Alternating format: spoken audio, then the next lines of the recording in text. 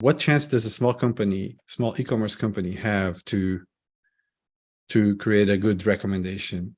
Or do they have to have a good recommendation system that actually drives revenue? What chance do they have at the beginning to do that?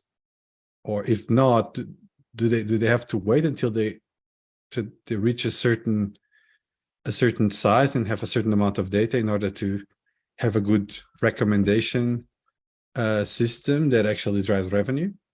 Yeah, that's a very good question. I think my personal opinion is that they need to reach a critical mass before they would have recommendation that can drive the growth very effectively. Okay. At the early stage for cold start, it's just hard.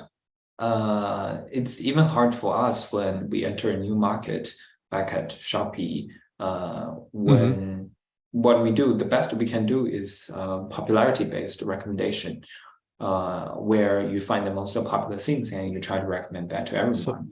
So even Shopee, who was quite large, entering a new market, had to sort of start from scratch, because you cannot just recycle a model that was trained on the market. Okay. Yeah, I mean, there were some transfer learning you can do, but that's just to a certain limit that you can achieve. And also, the other thing is, if you don't have the user behavior, you need to focus on the content. You try to build a model on what the particular product is about, or if you're doing, a video, you try to label the video.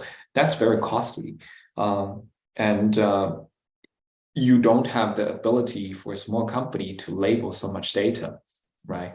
And so it is going to be very unlikely for them to do that very well at the early stage. Okay. And usually at that stage, what we do is more rely on operations to get an operational team to say, okay, curate what we should give to the users, and then to also focus on a smaller cohort of users, because you can't satisfy everyone. So you need sort of a self-selection process in the beginning to say, okay, this is a group of users who are interested in us. And then you start the ball rolling.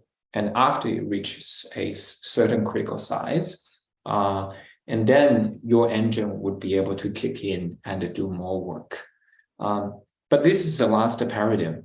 We are entering a new paradigm of large language models like ChatGPT. It doesn't need to know anything about you, right? And you start interacting with it. You can express what you want in a more interactive manner, and in a few conversations, it will be able to sort of gauge what you want and tell you things. So that totally, turned the things upside down for what we learned about.